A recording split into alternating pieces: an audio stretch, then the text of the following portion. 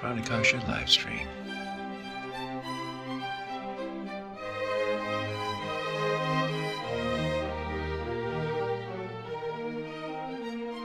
Hey folks, it's Matt at Pranakasha Productions, and today we are talking with Jacob Charlot, a very talented actor that I actually met down in LA at a red carpet event for Space Command. In fact,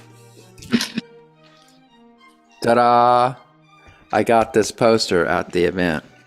So we were down there, and you go to red carpet events. We got invited by the producer, Mark Zickery, who was there. Mark and his wife were both there, and many of the actors and people on the crew were all there for the event, and they were taking lots of pictures, and people were hanging around, you know, just kind of being flies on the wall and stuff.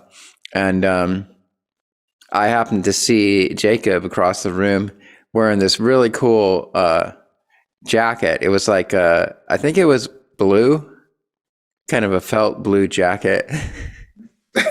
So knowing me, I went up and I actually came up and I felt the jacket and I was like, oh wow, that feels good. And then we started talking. So here we are. So that's how we know each other. And that was only a couple weeks ago. It was very recently. And so anyway, if you guys haven't watched Space Command, if you don't know what that is, it's a really cool sci-fi show that has gotten, I believe, 1 million views on YouTube, maybe. You know, there's a few different versions out there, but I'll put a link in the description so people can go watch Space Command. It's really, really neat, positive story. And it's also got some well-known Star Trek actors in it, like, for example, Robert Picardo is in it. He played the hologram on Star Trek Voyager. And Doug Jones, who plays Saru in Star Trek Discovery, is also in Space Command. In fact, if you look close, there's Doug Jones right there. And the cool thing about Space Command is that you get to see Doug Jones's face. He's not behind a giant prosthetic mask like he is in Discovery. So yeah, it was a really neat event. So we started chatting, getting to know each other, and I found out the other thing we have in common besides being enthusiastic about Space Command is that we're both veterans. I spent 6 years in the Air Force Air National Guard. Right there, Staff Sergeant Matt Weiss. And I believe you were in the Air Force too, right? Was that the service you were in? Correct, yeah. I was in the Air Force for about almost 4 years. Okay. Yeah, so I mean, it's I was actually stationed in Vandenberg Air Force Base, and I got promoted really quick because my uncle, he was stationed in the military, and he's in San Antonio, Texas, and so when I was actually in college and going to a local college in my hometown of Louisiana, you know, my parents were like, well, they were set on me going physical therapy. Make a long story short, my uncle talked to me. He's like, you know what? If you go in the military, they'll take care of your schooling and everything else. And I think it'll be good for you because it'll kind of get you out of Louisiana, you know. And, you know, and I was thinking, okay, this might be an idea. So I kind of was browsing a few branches and stuff like that. And I wind up meeting with the Air Force recruiter, and he just flat out, instead of like trying to sell me something, he just told me, he's like, hey, you know what? This is the Air Force. This is what they offer.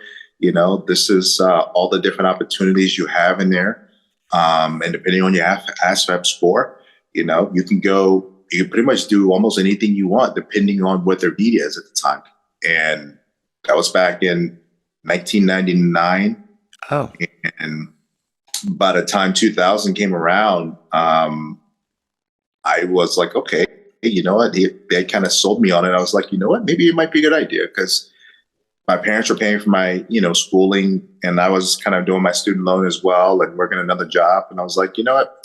That would be an awesome idea, because then I don't want them to have to worry about that. And it'll allow me to kind of branch out a little bit and forces you to grow. So wind up going into the Air Force, and I wanted to do information systems. Okay. But I wind up going into helicopters because at that time, I think it was, I want to say the Iraqi war was going on around that time. And so they were going kind of off a need, you know. So even though I wanted to do computers, I was fortunate enough to go to in the helicopters and all. So I did aircrew life support, and which was very interesting because you got to work with a lot of emergency equipment, survival gear. You can work with fixed wing helicopters, and you can kind of progress from there. I mean, you can even I even got offered to do Sears at one time before I even left to my duty station. And I was like, you know what? I've never been to California. Helicopter sounds good. I'm going to stick with it. Interesting. You know? So you didn't fly the helicopter. You were like a tech or something like that, or? Yeah, I mean, pretty much when I was stationed at Vandenberg, basically my whole mission was like, you know, a lot of times we'll go and train pilots or show pilots or give them refresher courses on different equipment and everything else. And I was personally in charge of not only doing like the life support equipment, emergency equipment, and flying with them as well, you know, to kind of see how the equipment works, functions, but also I was in charge of a munitions account as well. But we flew Hueys. So in that aspect, since Hueys, you don't have to worry about, you know, having to put like different weapons on there and stuff like that, or you don't have a firearm in those type of aircraft. A lot of times the officers and pilots would come there first and they would be just out of school, or they might get their duty station and they get a chance to work over there because one, you're working with NASA. Two, you're working with doing fire suppression, and being in California, there's a lot of fires. Right. So forest fires, especially. Yeah. So I wound up getting into that, and ultimately I was thinking, you know what, maybe after this, maybe I'm looking to becoming a pilot, because I was like, hey, I have college. When I got in there, they promoted me to senior airman. And then I was thinking, okay, that was my plan. I didn't realize something else would happen that would deter that plan. But in a way, it was a positive thing. Right, because you ended up getting a medical discharge, right? Correct, yeah. I wound up getting a blood condition, which literally almost killed me. Doctors were trying to figure out how I didn't have, you know, a heart attack or anything like that because of that. And I was like, and I was in the best shape of my life. I was training with a friend of mine who was a former Green Beret, Bill Goodrich, and a really good friend of mine. And I always was fascinated with training, even when I was in high school and playing football and everything else. But at the same time, it was just the mindset of it. So, you know, while I was doing that, I remember it was August when I first got diagnosed with that. And I remember 9/11 had happened. So by the time August came around, I had developed something under my foot where I felt like there was like a ball under my foot or something. And I was like, okay, well, what is this? You know, and make a long story short, after about a week or two, it kind of disappeared. So I went to the doctor maybe a day or two before it kind of disappeared. And I was like, well, it's starting to get better a little bit. But then I started noticing that my breathing was kind of getting a little shallow. And I was thinking, okay, maybe I need to do more cardio, even though I was in the best shape. And so to make a long story short, I went to the doctor, flight medicine doctor, and the main doctor was on TDY. He flew with us a lot. And I there and saw a couple doctors, and they told me like maybe it was pulled muscle or something like that. And they wasn't quite sure what it was, but they're like, okay, maybe it's like a pull muscle, or you strained something, or because my knee started swelling after I'd had the thing under my foot. And I noticed that my breathing was kind of acting weird. And I told them that, but they were like, oh, maybe it's like a pull muscle and it's inflamed and everything else. And so I was thinking, okay. But then after about 2 weeks and going into 9/11 was when I discovered that my breathing was so harsh that I could barely walk from, maybe a couple feet without huffing and puffing like I ran a marathon. Oh, wow. Yeah. And so that's when I wind up finding out I need to go to the doctor. And I was just like, okay, you know what? Let me just go there. Because the flight doctor, I found out from my, one of the commanders in the flight shop that he was like, oh, Dr. Ryan's back. I was like, okay, good. He's like, yeah, I think maybe you should go take a look at that, especially if it's affecting your breathing and stuff. So go over there to the doctor. Dr. Ryan takes a look at me. And normally he's a jokester. Don't get me wrong. Right.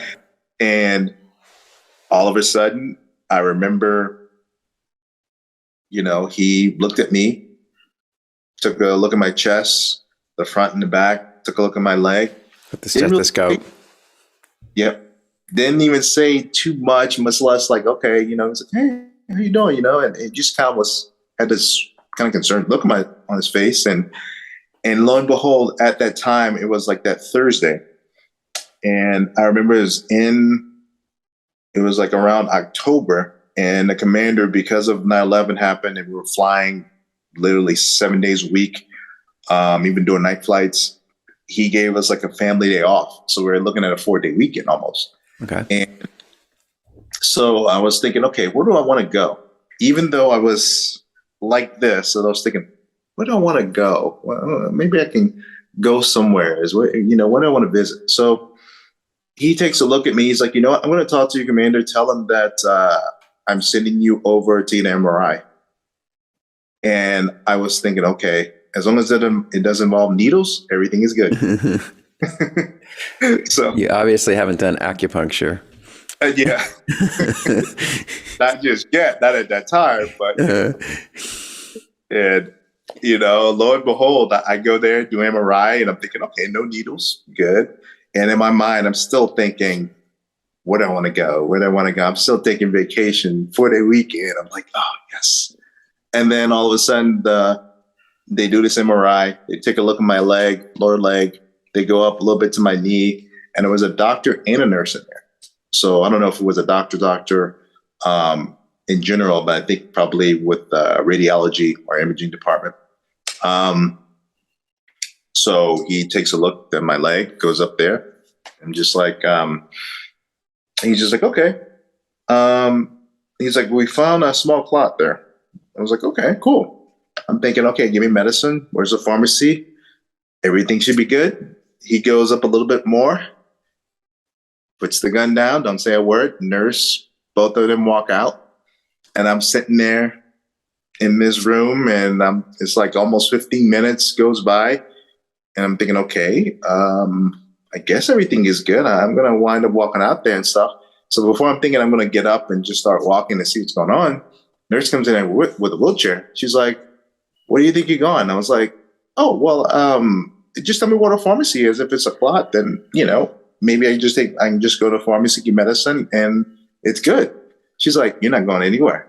She's like, you don't realize what you have, do you? I was like, I was told it was a pull muscle at one time, and that was it. So she's like, okay, there's a team of doctors waiting for you in the ER. I was like, okay, get in a wheelchair. And I've never held on for dear life in my life. This nurse was just like she was running like a speed race down this hall. And I'm holding on. And all I remember is getting to this ER. Here's this team of like 4 doctors coming up there. And they're like, okay, do you realize what you have? And I'm like, no, I thought it was a pull muscle, and all I remember was just they put me on this gurney, put this IV in my arm, and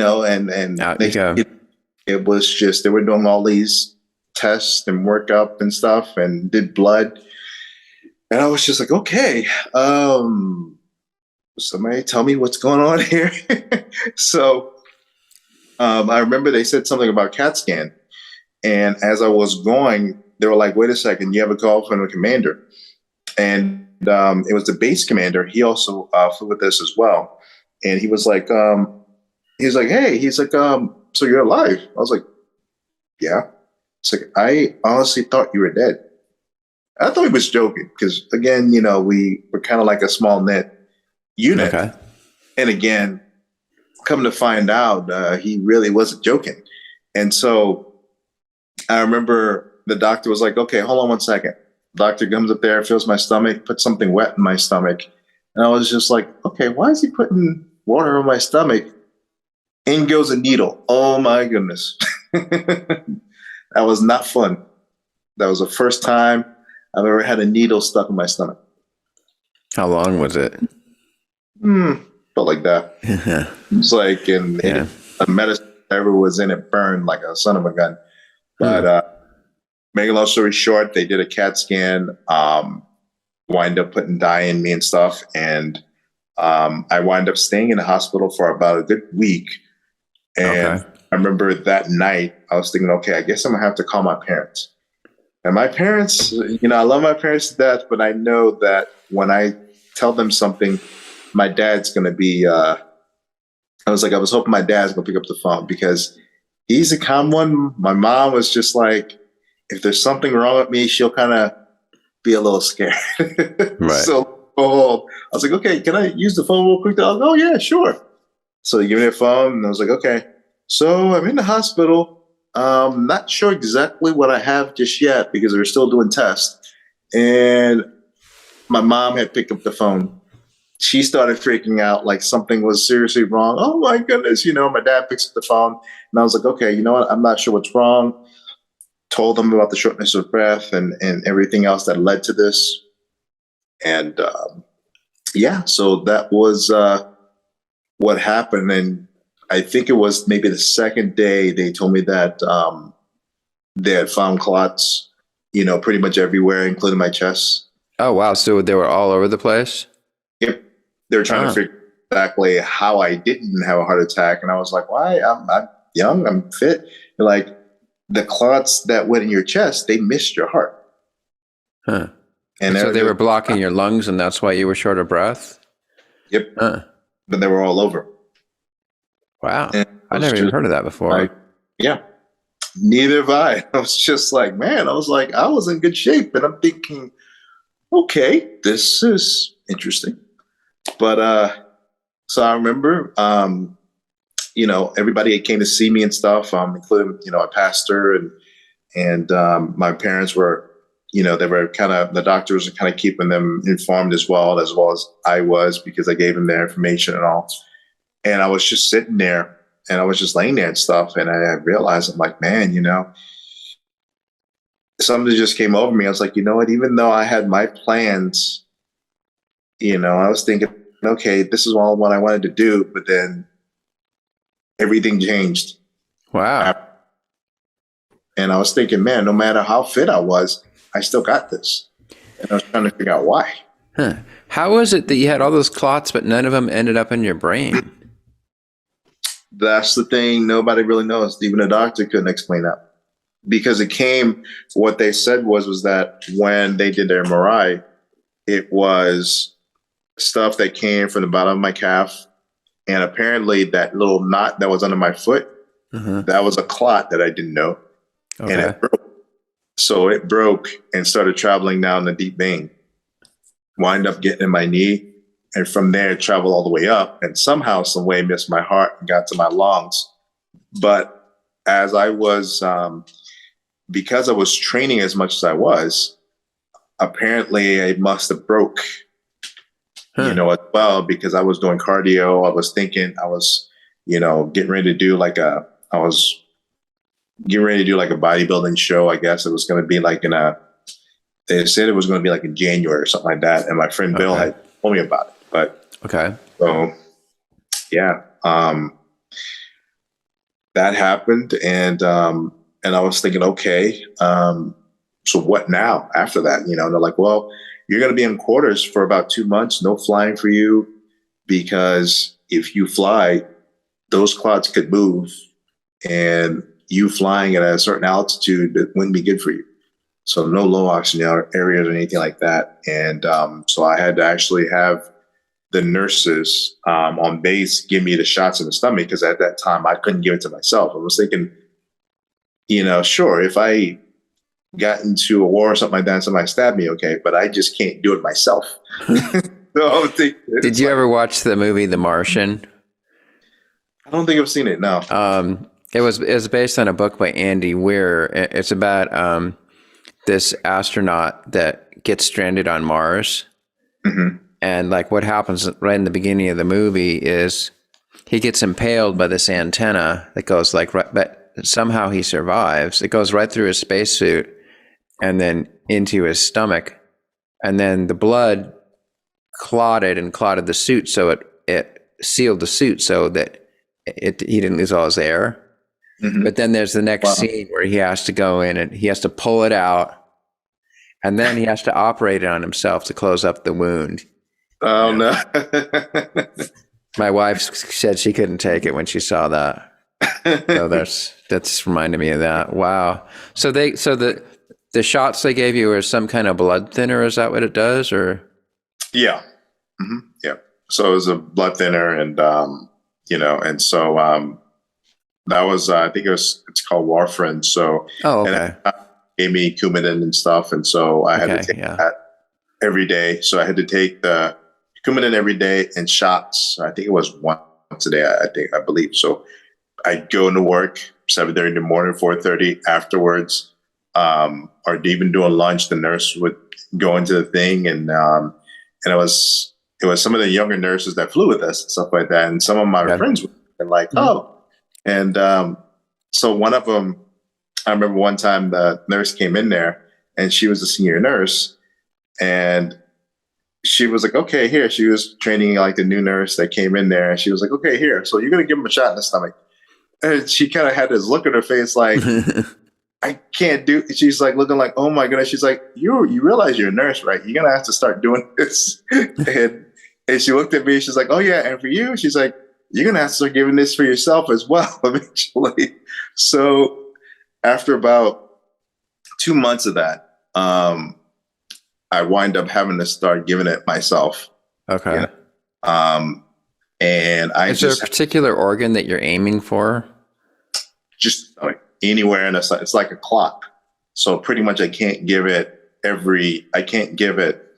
the same place every time, because it'll cause like a welt harm.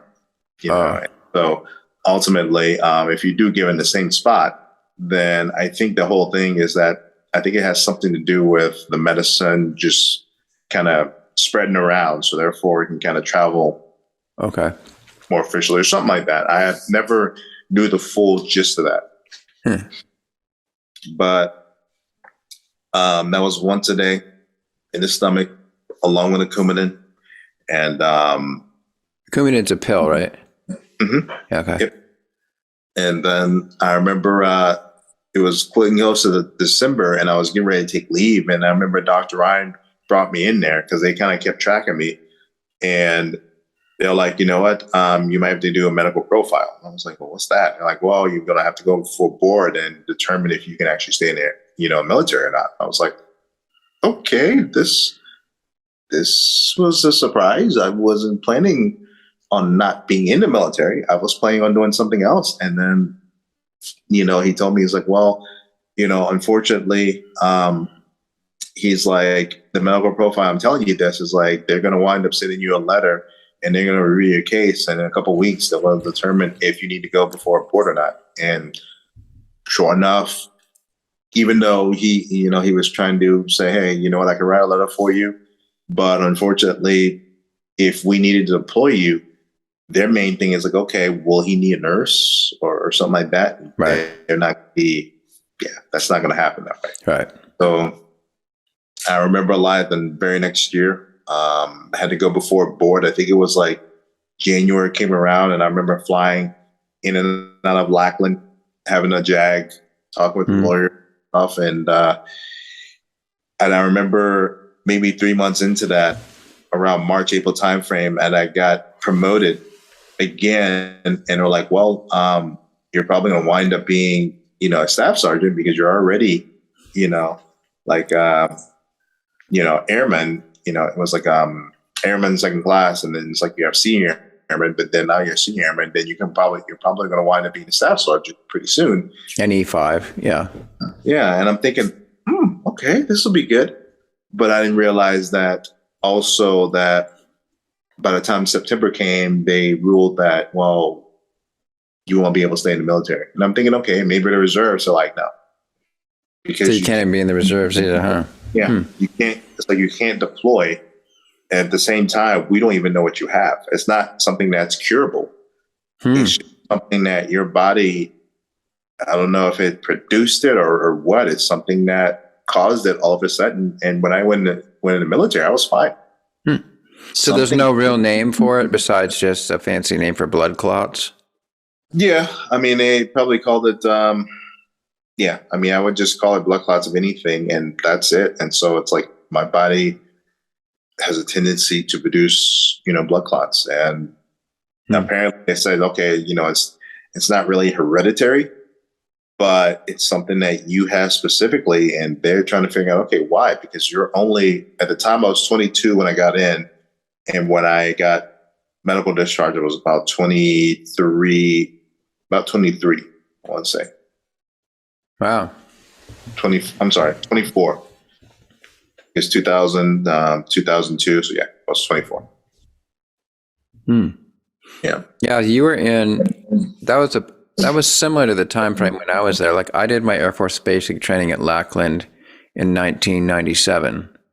So I was a couple of years ahead of you. Because you said you were in San Antonio, near San Antonio in 99, was it? Well, I was just introduced to the possibility of going in the Air Force. I never thought about doing that, but I was in college going for physical therapy, and I was going to North Shore Hospital to get orientations and things like that in the physical therapy ward. And my uncle had talked me into about possibly going to the military because he was still in the Army. He was in the Army.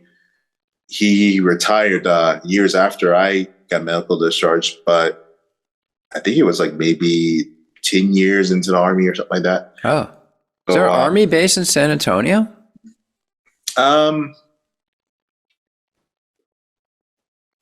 want to say yes and no, but I'll have to double check with him on that.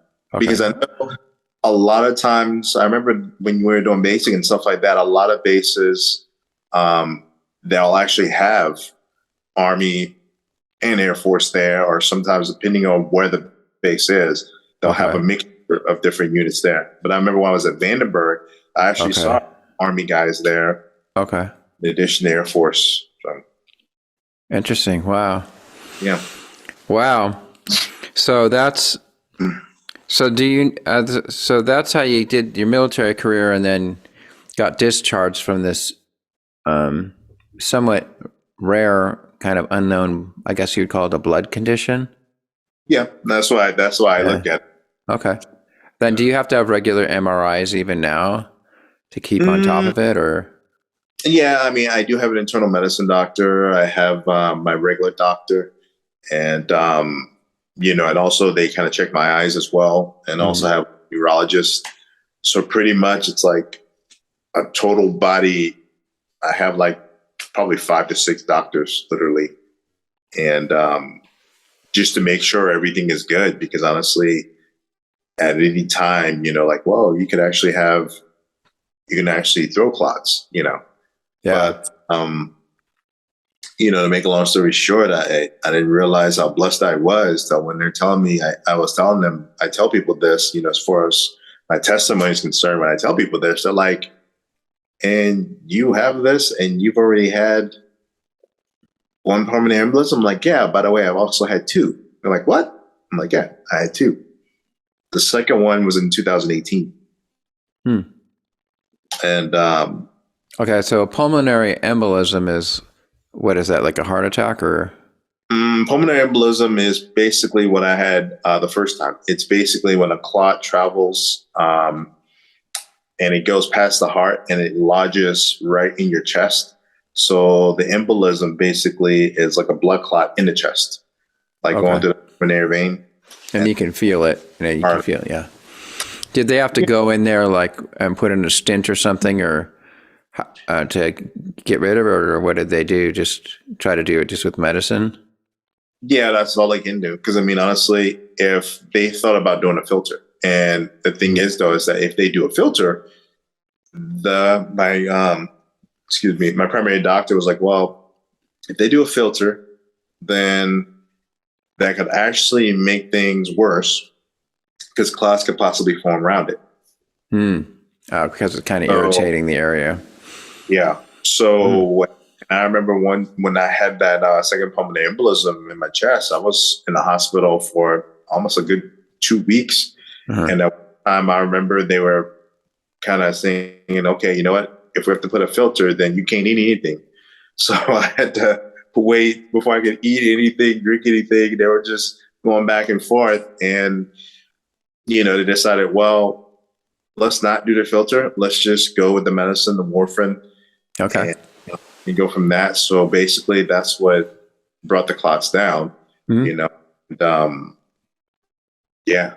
that's pretty much the medicine that they'll give me, especially when I had the clots. And the other one, when I had it here in my chest, it was, that one, I ain't gonna lie, that was painful. That was very, very painful. I felt that from here, from my chest, all the way down to where the lower back is. So you probably thought you were having a heart attack, right? Well, I mean, because since the heart's over here, but no, it was just on this side. So it was kind of like every time when I had the clots, it was like all the clots were on the right side. There were really not anything on the left side, thank goodness, but it was all like on the right side of everything. So it's always like right, or right where the pectoral is. And sometimes it would extend all the way back where the lats are, and I would kind of feel it, but it was just where the clot sat. And basically it must have sat like either on a nerve as I was breathing. And every time I breathe, it was like, it was like, okay, this is painful. And by them giving me the warfarin, that actually kind of thinned out the blood long enough and got the clot to dissolve, versus them going in there, because they're figuring, okay, we're going to go in there, then we might cause more problems, more harm than good. Right. But and again, I think the danger is you don't want the clot to end up either in your heart or in your brain, right? Yeah. And that's what I have the neurologist for as well. And they're like, anytime that you feel like there's something going on, where you feel dizzy, off balance, you need to call an ambulance. They're like, I don't want you driving because you won't have time to make it. And I was like, oh, okay. And they're like, yeah. And they're like, you got about an hour to make it. Even that, like, you call an ambulance. And like I said, from 2002 to 2000 till now, I mean, fortunately, these past few years, I haven't had too many clots. Okay. Only had maybe just one major one. And so pretty much they've given me a higher dose of Lovenox, which has been really good. And also, like I tell people, I'm like, just praying and the medicine and just keeping healthy and watching what I eat. I was going to say, like, have you researched any dietary supplements or different foods that might help the situation, or? Well, and the cool thing is that when we had COVID, I wound up getting my training license as well. And so we kind of went over nutrition and all, and I was, kind of researching that. And I also have a nutritionist. Okay. And they were telling me that you need to kind of stay away from sugar, because actually everybody does.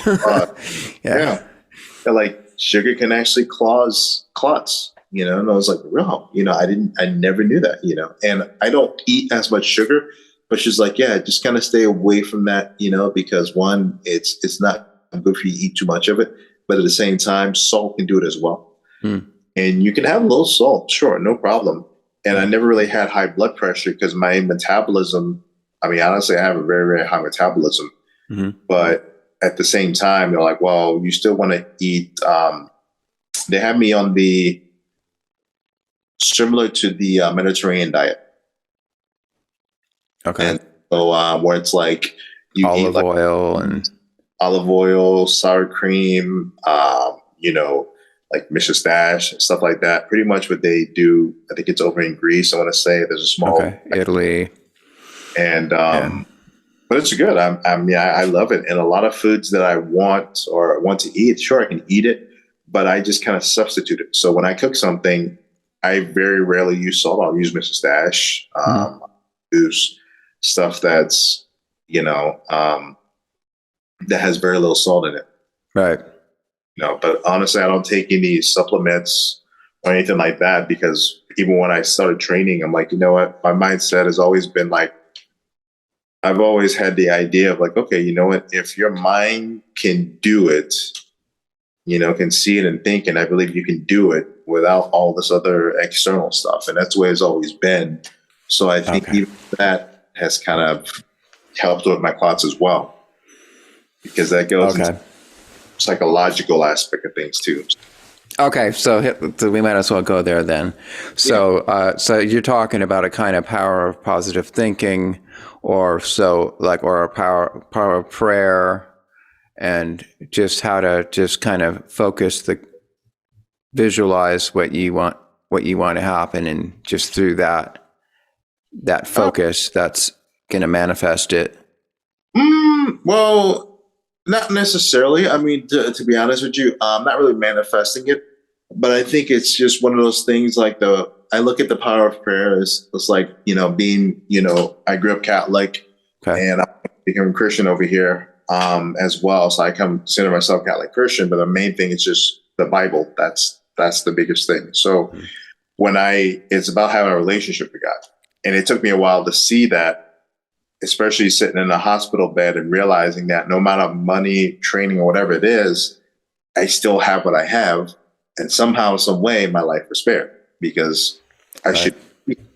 And this has happened over the past, almost 15, 16 years. Did they give you, did they straight up tell you what your chances of surviving the initial thing was while you were there? Well, I was there. They said, you should not even be here. That was what they told me. They're like, you should have had a heart attack or something of that sort 6 weeks ago when you had shortness of breath, because I told them my heart felt like I was beating out of my chest. And it was just like, do. It's like you running. It's like you ran a 40-yard dash as fast as you can. And you're like, okay. And that's how I felt walking 5 steps. So was it like was it fibrillating? That term where it gets arrhythmic and the heart just is going like that. It was doing that. Yep. And so it was that way. And I had to stop for about a few minutes. I was like, okay. And even I was still training. I was doing Stairmaster, and I was doing the bike. And I remember as I was while you were in that condition. While I was in that condition. And that's what that mindset was. It was like my mindset was just power through it.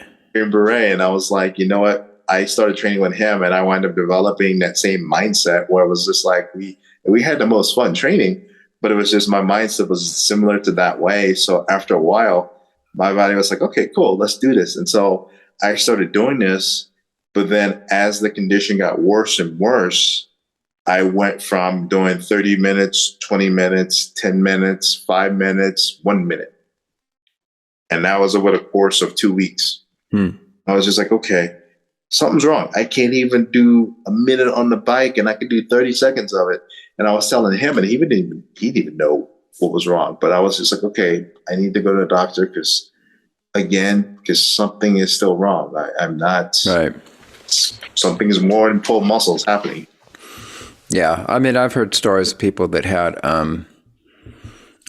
basically blocked arteries in their heart and stuff that said the same thing, like they could barely walk across the room without getting totally out of breath, basically just because their oxygen supply was cut so low because the heart was blocked. Yeah. Interesting. Wow. So do you feel like you're on borrowed time even now? Like, do Do you feel like, you don't take anything for granted, or? You know what? I think over the past few years, I've realized that coming out of the military, I was trying to figure out, okay, well, what am I going to do next now? Because I was thinking, I noticed I said I was thinking like, okay, you know what? I can go, finish up my degree, and I was working on my CCAF in the Air Force once I reached the senior airman level. And that was even after I had the blood clots and I had to stop. But at the same time, I was thinking, I was like, okay, you know what? I need to really get into church a little bit more than I normally have. And so I wind up meeting my friend Dustin Stoll and his family, and he was actually a chaplain at the church. So I kind of told him what's going on. We became best friends and stuff. And so I wind up getting my faith stronger, and my parents were happy with that because they've always been, the Catholics, and, they've always been trying to make sure I stay focused in faith. And when that happened, it was definitely a wake-up call, and but as far as manifesting it and all that, I mean, no, it was just pretty much prayer, and it was just like, okay, I need healing, and it's just having a relationship. And it's like, when you have that relationship, it's like something in the soul, it just energizes the soul. So then when I met with Bill, his mindset was just like, even though you experience hardships and things like that, he's still just like, hey, you know what? I'm going to have fun. I'm going to keep going. I'm going to be passionate about what I do. And the same thing with my parents. And I was just like, you know what? That's always kind of been my mindset. Even though I'm going through all this, it may be painful, I don't look at this as a weakness. I look at it as a strength now. Mm-hmm. And that's the way I've always been. Even when I had that, I was still thinking, okay, what can I do now? What can I do? And even after having medical discharge, I'm thinking, all right, so what else can I do that I'm out of the Air Force? Even though now they, take care of me and everything else. Tracker or whatever. Yeah. But I look at it as like, and my faith has played a big part in everything. And I wind up being a part of the power team years later. And that would allow me to start speaking to people and letting them know, like, hey, this is what I survived. And what's the power team? I don't know what that is. Oh, power team is we call it the Warriors for Christ. Okay. Warriors for Christ power team. And it was a friend of mine. His name was Big Tom Zarotnik. And I wind up meeting him when I started doing acting. That was back in 2000, I want to say 15, around that area, around that time. Maybe a little, no, I want to say 2009. Was when I started doing acting. 2015 was when I wind up meeting him.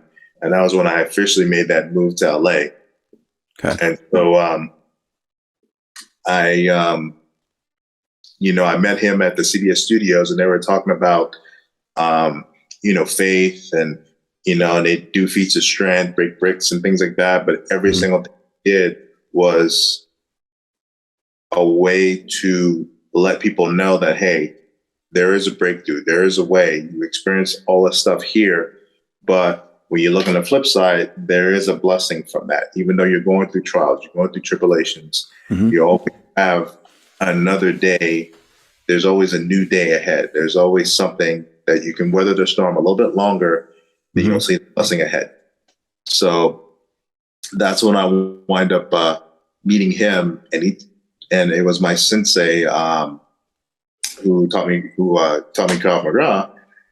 He was the one that actually led me to that, but he didn't know I knew the Lord. Make a long story short, I wound up meeting Tommy. Tommy was like, okay, one of these days you'll be one of us. I was like, okay, sensei, who's this guy again? Okay, so I know what a sensei is because I watch Cobra Kai. Do you watch that show? Oh yeah, Cobra Kai, yes, Karate Kid. Yeah, so that's so that it's Japanese. So you do some kind of karate or some kind of Japanese martial arts then, or why do you call him sensei? Sensei is like teacher, master. It's out of respect, and it's having that level, that knowledge, and that level, that, it's like once you reach a certain level, it's like you put in all this years of training and stuff like that, and it's kind of like someone that you learn from. Okay. And so basically, that's the reason why we call him sensei, because it's like, hey, we're learning from him. He's passing that wisdom and information to us. Right. So like the Indian equivalent of a sensei is a guru, right? So we know that's also a term that everybody knows now. Yeah. A master, right? Somebody who's a master of whatever that field is. So this sensei was he a martial arts sensei or what would you say your sensei is a master of? He is a master of several different forms of martial arts, but his main thing, because he's from Israel, his main thing is Krav Maga. Is what? So, Krav Maga. I don't know what that is. Krav Maga is an Israeli martial arts. Oh. And so it was, they developed that in Israel. And, so he's like the easiest thing to do is to destroy. So for instance, fighting and things like that. But he's like, the hardest thing to do is heal. Yeah. And I was like, interesting. I never heard it from that term. So it's like when you're doing Tai Chi, everything is slow. Sure, you can use it for, fighting the different poses, different strikes and everything else because it's similar to Kung Fu. But at the same time, you're basically allowing your body to harness this energy. This chi is what they call it. Right. And you're able to people have done amazing things with it. Right. So the key word in Tai Chi is the word chi, which means, like you said, energy. It's just it's the same thing. It's funny that I mentioned acupuncture earlier on in the interview because acupuncture is all about directing the chi by placing these needles in different parts of your body. Yep. And I'm sure you've seen videos of this too, where like the Tai Chi masters, it's you do these physical exercises, but then at some point the physical part almost sort of drops away, and then you just move the chi around, and there's these stories of all these miraculous things they can do just by directing the chi basically through your training and your willpower. Mm-hmm. Yep. Yeah. Mindset and everything. And it's like, and that's the thing. And I'm learning about it, but I love it because, I've had knee surgery, and that was also one of the times where I actually had knee surgery, but it was also a clot in there as well. Mm-hmm. And it took me a while to heal because it was a torn meniscus, but at the same time, I can do therapy because I had clots. So they were dealing with clots first before the therapy. Making a long story short, I wind up started doing Tai Chi because I had my surgery for the second time. That was 2 years ago. And I was like, they're like, hey, I think you should start doing this. This would probably help you a little bit with relaxing your mind, kind of getting your body back to where you want it to be. Mm-hmm. So you've had all these different things that have happened. I was like, okay, you know what? It's something different. I'm open to it. And so that's when I started getting into Tai Chi through the acupuncturist at the VA. Right. And yeah. So I asked you this at the red carpet event. I asked you this, so I'll ask you again. So how do you allow your Tai Chi training and the mystical elements of that to coexist with your Christian beliefs? Yeah, that's I knew that was going to come up. So here's the thing. For sure, if you're going to be on my show, I'll bring these types of things up. It's all good for me. No, I'm glad I looked at that. Like I said, I have a relationship with God, and basically I don't force it on people. Okay, here, you want to know, you got to know God, Okay. But I use my testimony. Oh, go ahead. I'm going to stop you right there. Okay. So you said you have a relationship with God, okay? Yep. So, and it's funny that everyone glosses over this. So before you can have a relationship with God, you have to find out who or what God is, right? Or at least have some idea. Maybe you don't know for sure, but it's so. So let's go there. So how does one find out who God is or what God is, and why would you want to? Well, first of all, God is light. God is what? love. God is light. Light. Okay. Light. Just like the light, the sun. God is love. Love. Okay. But God is also someone that you can trust. God is also there to provide the miracles, the blessings, even though sometimes we'll experience trials and tribulations and stuff like that, and one of the verses is that there may be pain and suffering at night, but joy comes in the morning. Okay. So I'm still not going to let that go. Okay. No, okay. So you could say, well, one thing you could say is, if in Christian terms, you could go right to the book of John and you could say, in the beginning was the Logos. Mm-hmm. And everything comes from the Logos. And it's generally translated as the Word. But I like to always just use the actual Greek word, which is Logos, which has a much deeper meaning than actually just word. It also means the power of intelligence and all that. So, and then there's another really mysterious thing in the book of John, very early on, where John says, well, nobody has ever seen God, right? Exactly. Yep. Even though there's so many times in the Bible where God supposedly appears, but right there, John says nobody has ever seen God. Right. And so that right there, that I really like that because it's very mysterious. So I'm going to back up now. So we have this book of John that says this is what God is, the power of intelligence, and also something that can't actually be seen. Right. But I read that in a book, right? Mm-hmm. So, because I mean, we all throw this word God around, right? And we all have our own version of it. But my point is this: nobody really knows what or who or what God is. All we have really is our imaginary perception of what we think God is. And there's very few people that really sit down and try to truly perceive what is this thing that I think is God, or that I think is worth trying to get to know, right? So for you, I'm gonna ask you again. Mm-hmm. Obviously, you have a personal experience of it, right? Yep. So for you, are you able to talk about that? How you came to this realization? Mm-hmm. Yeah. Basically, I'll just go back to when I first knew God, and basically that was when, when I was in high school. I remember that my dad had got sick. Okay. We were going to my grandmother's house in Louisiana. My sister was in grade school. My mom, my sister had got sick. And so my mom stayed with her. And so, it was me and my dad going to my grandmother's house up in Martinsville. It was a 3-hour drive. So we're going to be there at least maybe, a few days, just to cut down some trees around our old house. Okay. To make a story short. So I go there and I'm sitting there on a sofa. And he's like, okay, you know what? I'm just going to go look around and stuff. And I'll come back to get you and we'll kind of start cleaning, the trees out and stuff like that. And I remember no sooner than I closed my eyes, my grandmother comes running in there, waking me up. She's like, Mom T. Mom T means my son.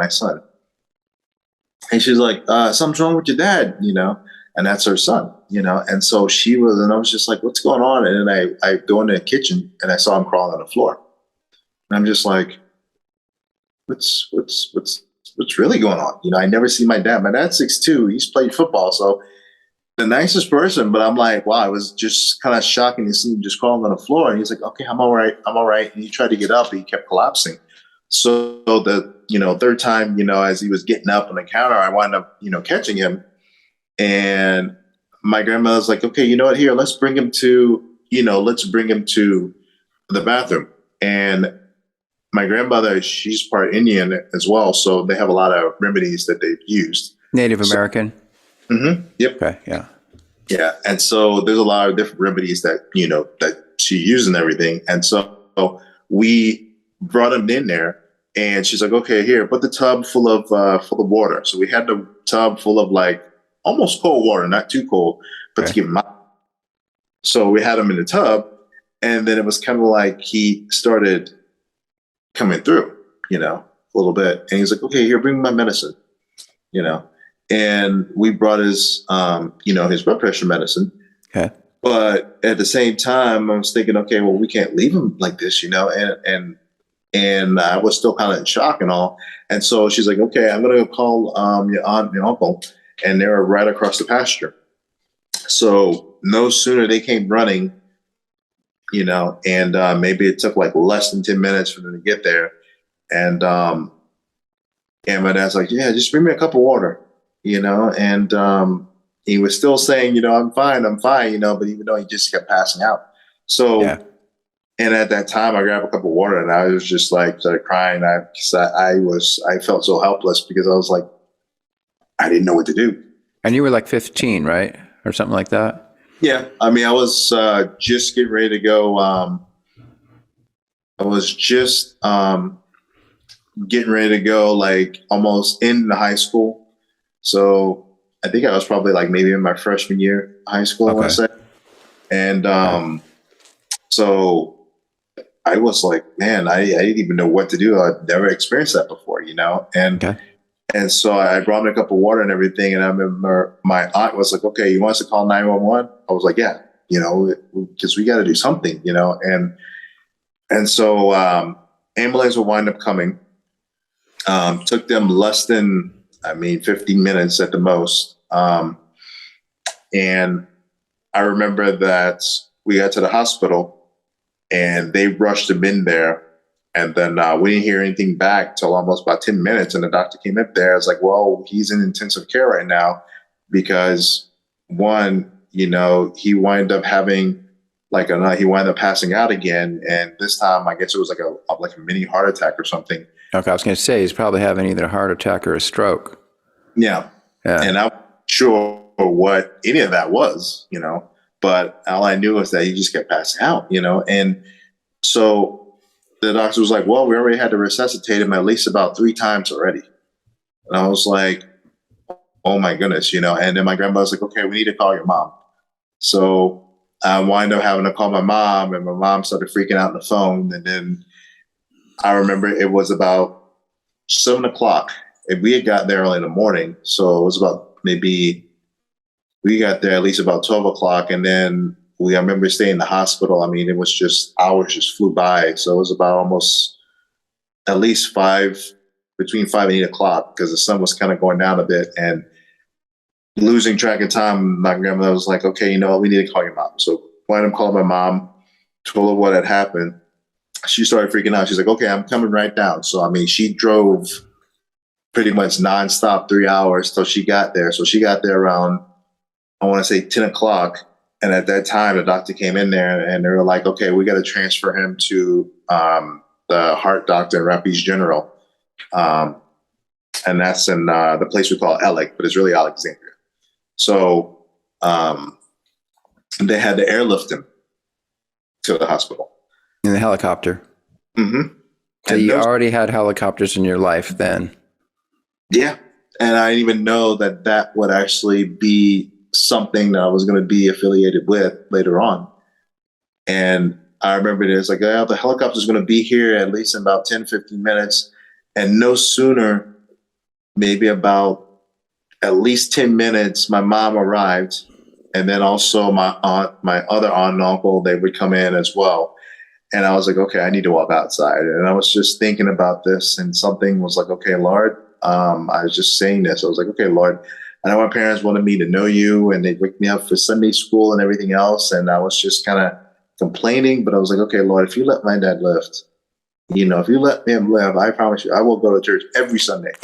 I am not gonna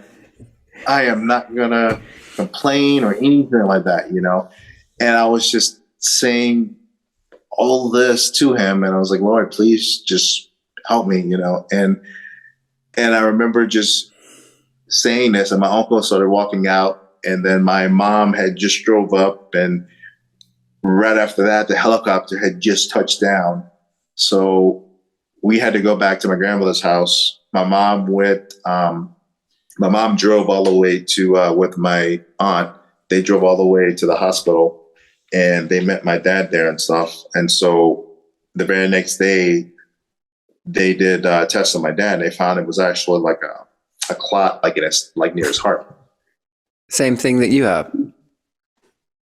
Close to it, but his was actually right in that ventricle, right where the heart is. Okay. In that artery, and where the heart is. So, and I remember that my mom was like, "Well, you'll be able to come see him. They got to rush him to surgery." And so they did the surgery. I guess it was maybe about, I want to say that very next day, because they had to make sure he's stable enough, to get through the surgery. So he did the surgery. They're like, okay, you know what? He's going to be in recovery, but y'all can come and see him. Okay. So, and your dad was like mid-40s or something like that?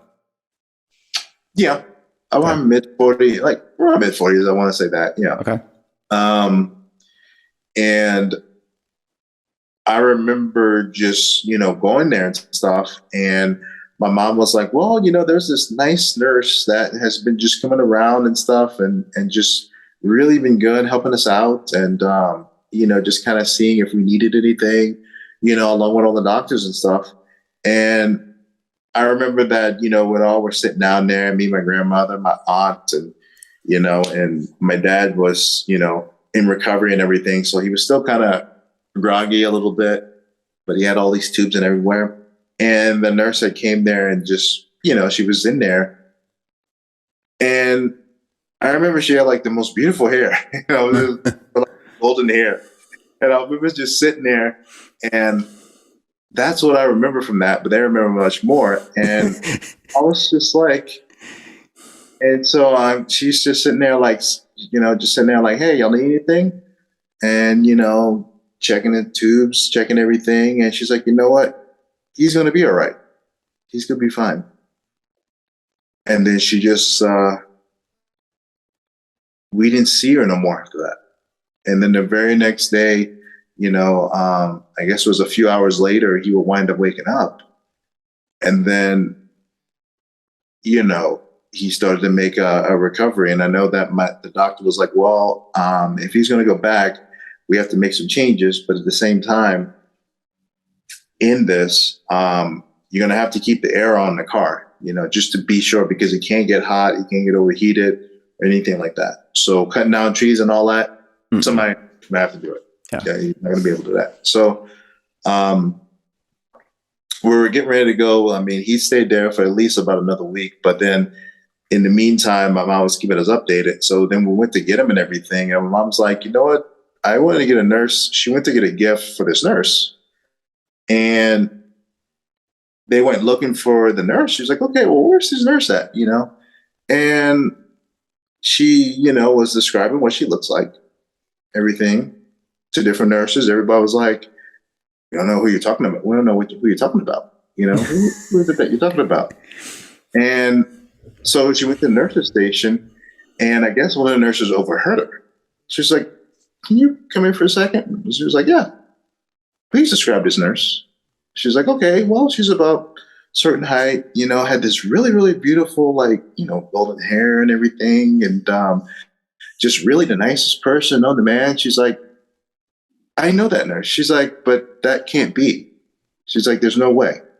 Mom's like, well, what do you mean? She's like, that nurse passed away. It was almost about a year ago.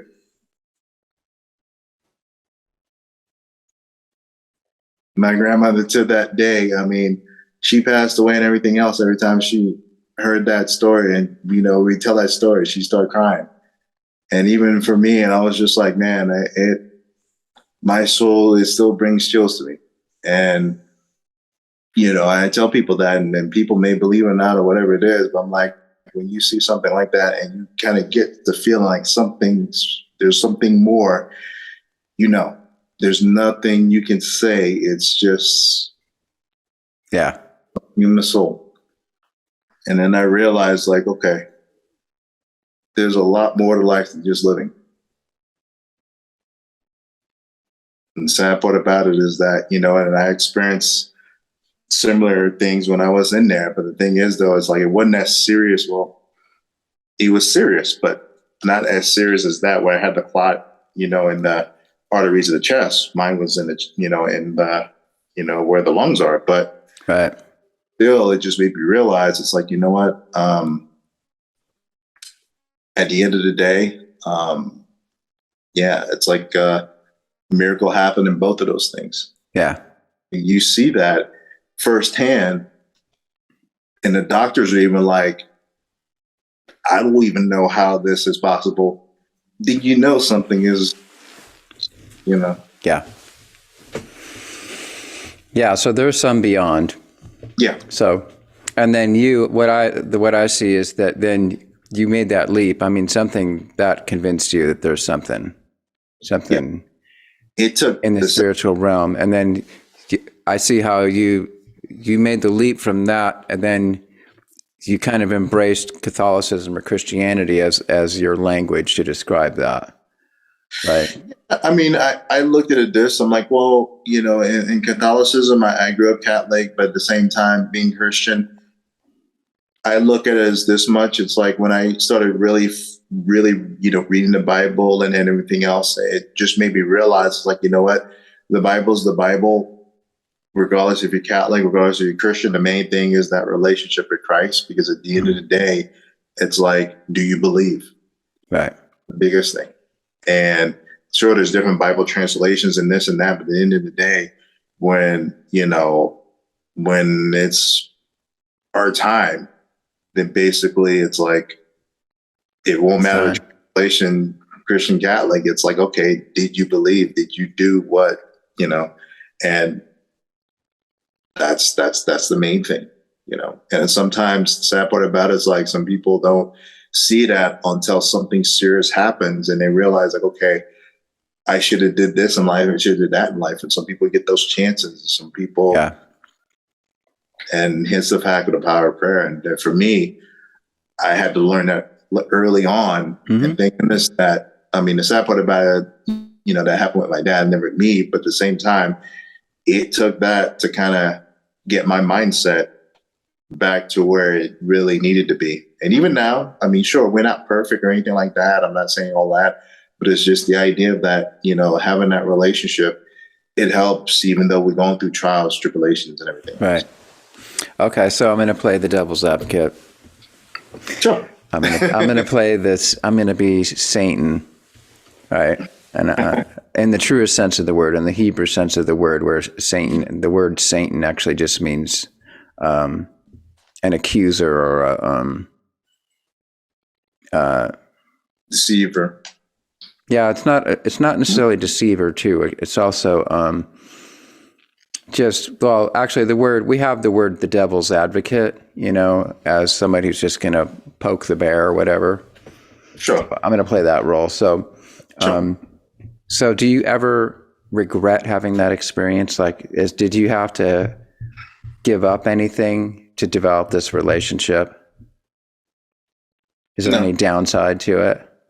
No, there's no downside to it. I think the hardest part, it's like, sure, it's like we all fall short towards the glory of God, and the biggest thing is that everybody sins, but the main thing is that having that repentance. And again, excuse me, when you have that belief, sure, you're going to have trials. You're going to be tempted. You're going to be tempted to do different things. But the thing is, though, is how you live your life, and a lot of times it's like, even, if you know right from wrong and then you do wrong, you're like, okay, well, I know right from wrong, but I'm still going to do this anyways. Then it's like, okay, but I still have to know that, what, I still need to repent, because then you'll have that guilty feeling. So you'll know automatically that it's wrong, but you did it anyways. And you'll have that feeling like, what, I need to apologize. But then some people, they may not believe in that way. And they're just like, okay, you know what?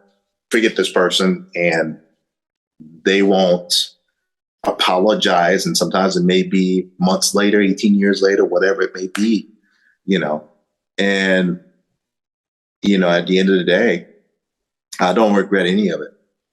Look at it as a blessing. I look at it as a strength. I look at it as something where it's like, hey, a person may believe, a person may not believe. At the end of the day, if one person comes up there and it helps them to realize that, hey, you know what? I don't have to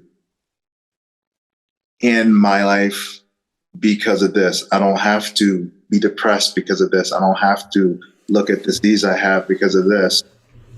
If it motivates them to keep going and it's just one person, then hey, then that's the main thing. Right. Okay, I'm going to circle back now. So the way we got here is I asked you who or what is God, and then your answer was God is light and love. Yes. Okay, so if you literally take that, then who or light, and also you would say light, love, and joy, right? Correct. So what human being on the planet would not want those things, right? Well, I mean, everybody, I think, wants those things. But the problem is, it's like as human beings, we also want what we want. We also want that power. We also want that control. We also want the knowledge. But at the same time, you know, we want to be, you know, like say, for instance, if you're competing, you want to be number one. Okay. You know, you want to be the best. Okay, so is it and there's the Sermon on the Mount where the famous thing that Jesus says is those who exalted shall be humbled and those who humble themselves shall be exalted. So that means if you want to be number one and you do achieve, are you sinning? No, I mean, I don't think you're sinning. You know, I think everybody has different spiritual gifts. Okay. Everybody has different talents and gifts and everything. And I think like, you know what, it's fine to come up there and compete or whatever it is and good fun and everything else. But there's also a thing where it's like, okay, you get to that point of like, you're thinking that you're self-made. You know, you realize that, well, wait a second, you're still gonna, when your time's up, your time's up. No matter what achievements you have, your time's up. But it's what you did in that asterisk when you're born and when that time's there is what people remembers you by. Mm-hmm. Yeah. And that's the biggest thing. Yeah. Plus, I mean, the moment you suddenly put yourself on the pedestal and you're like, I'm the best, I'm the greatest, then of course, at that moment, you just cut yourself off from whatever it was that got you there, right? Yeah. Because you can't excel without having some kind of connection to the universe or to something greater than yourself, or at least you found something that's greater than who you thought you could be, right? And then that was what got you to beyond what you thought you could possibly achieve, right? Yeah.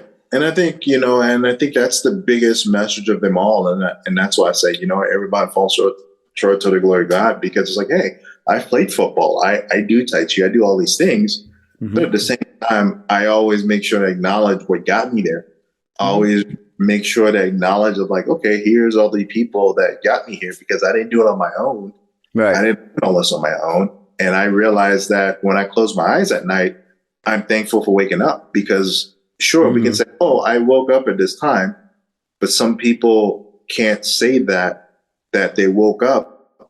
And they woke up and they closed their eyes for the last time. They can't say, I woke up. They can't themselves woke up. You were blessed with waking up. Mm-hmm. We can't say, oh, well, I can go and I can create life. We can create life to a point. Mm-hmm. I know when you go into that and the science and stuff like that, everybody has their different opinions. But at the end of the day, from a level of, again, that relationship with God, you look at things where it's like sometimes bad things happen to good people, as they say. Right. It happens a lot, actually. Yeah. Okay, let's go there. I'm going to dig deeper, too, because I kind of like to talk this way, too. Like, because I've done a lot. I haven't done Tai Chi, but I've done lots of yoga and stuff my whole life. But I also grew up in America, and my parents' family is Lutheran, and my wife's Catholic, and so I have basically a Christian upbringing, though I didn't go to church that often. Mm-hmm. So I have kind of a mixture of Christian beliefs and then Eastern beliefs Okay, so where was I trying to say? Oh yeah, so like these days I'm really into like for me, my definition of what God is just simply the silence. This silence, which is, if you go deep enough into that you realize it's a space of silence and awareness, and it's actually the foundation of what everything is built on. Kind of like when Jesus says that everything's built. You have to build. You're like when he tells Peter, "You're like the rock of my church." Yes, he makes that joke because Peter also means rock. But I go there. But I also say the same thing as I say, like, once you have a glimpse of the silence and you sort of learn how to flirt with it, and you learn how to practice how to get there more often. And then I like to say the same thing is, then what you do is you develop a relationship with it. You get to know it and you make it your friend. And then you go there more often and it gets deeper and deeper, and it becomes something that's always with you. But there's an ebb and flow, like, like the waves on the beach, they come and they go. Yep. And so it's like a relationship. And I think that's a really good way of saying that. So when you say that you have a relationship with Christ or a relationship with Jesus, I mean, it's a feeling, right? It's not like you actually see Jesus in the room talking to you and have an actual vision like that, right? Most people don't have that. It's more of a feeling, right? Sometimes, how would I put it? It just depends on, I mean, honestly, God manifests himself in many different ways.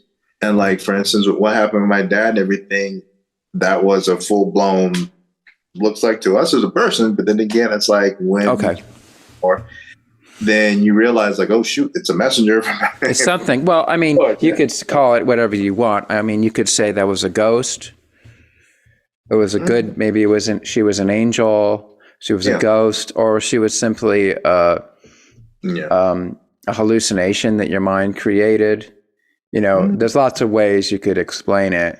But again, it doesn't really matter. I think the thing that matters the most is how it moved you and how it affected you emotionally and spiritually, right? Yeah. I mean, it was a thing that put you over the edge. Yeah. And got you outside of your usual beliefs, right? Yeah. And I consider it an angel, and most people believe in, but I consider that an angel just because it's like, there was just something more extraordinary that I've ever felt before. But at the same,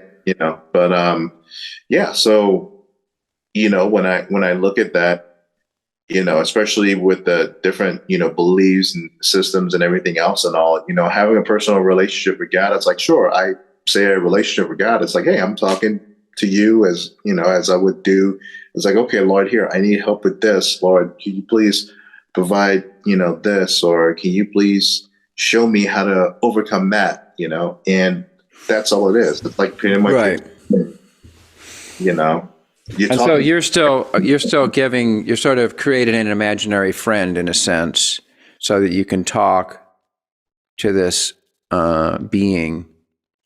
And to me, that in a sense, that's a kind of a crutch, because you have to turn this power of healing, or this power, this light, or this just power of consciousness, or the power of love, that it's hard for the mind to grasp. So it's easier to turn it into something more concrete, like to an imaginary friend or something like that you can actually talk to and actually see. Right. I wouldn't call it like that.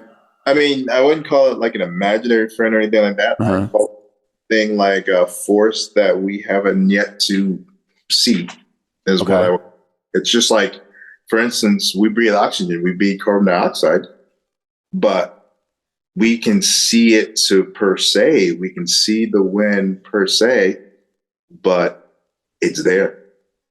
Right. Whereas God's there, God's everywhere. Right. So I'm not going to people see it, sometimes you're able to see it through vision. Some people have dreams. Some people have vision. Some people, when they're praying, they go into a trance, or sometimes, they'll actually hear the voice of God. And, sure, everybody has their own stipulations on that.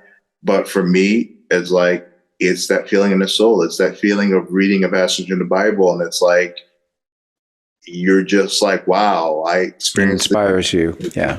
Yeah.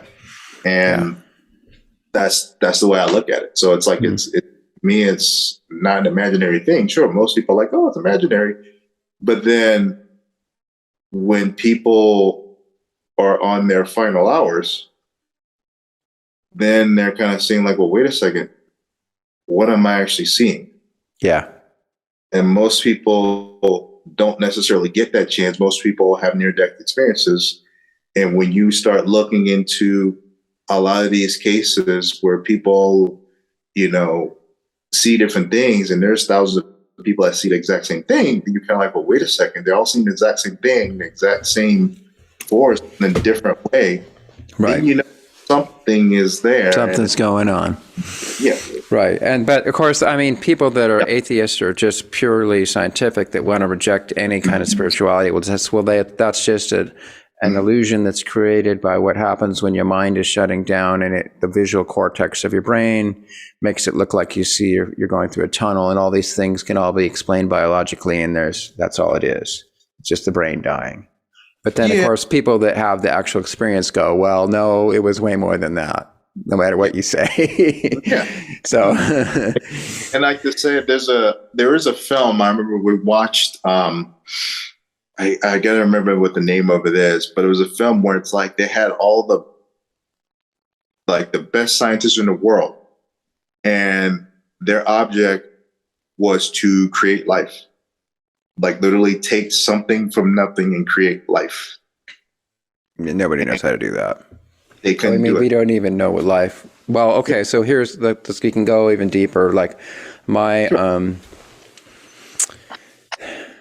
surprisingly, the thing that sold me on the existence of the soul was from a drug trip I did when I was a teenager. Let's see, I did magic mushrooms or something. And the thing that was very clear to me was that that my brain was basically freaked out by these psychoactive drugs, and all the neurons were randomly firing, yet the visual part of my brain was like making these amazing patterns. And I couldn't really function normally because I was just, way out there. But it was very clear to me that there was an observer that was me that was observing this whole thing and was completely unaffected by all the crazy chaos that was being created by these drugs. It was just like the observer, who was me, was still witnessing everything that was going on. So at that moment, I'm like, well, okay, that's like the biggest proof of the soul I'll ever have right there. Yeah. Is that there's something way beyond what my brain is. And then, and surprisingly, I can still remember that vividly, even though it's a drug trip. Usually when you do drugs like that, you can't remember anything afterwards. Kind of like, it's just like how hard it's to do a dream, but I could remember that vividly. And also just from doing a lot of meditation and, studying such things, when it gets right down to it, you try to examine what is the power of awareness. What is the thing about us that is actually aware? Same thing, right? Like, what is this consciousness, the thing that's actually conscious, the thing that actually experiences everything? And so, to me, that's my closest definition of what God is. Besides my imaginary version of God, right? I have my own imaginary version of what a deity that I call God, that I might pray to, is, but I still realize that's mostly a fairy tale and an imaginary thing that I have to create with my mind so that I have something that my mind can comprehend.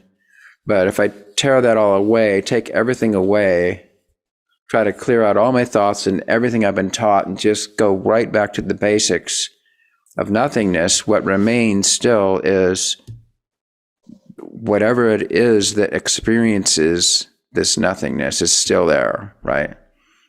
And that's, to me, the best definition of what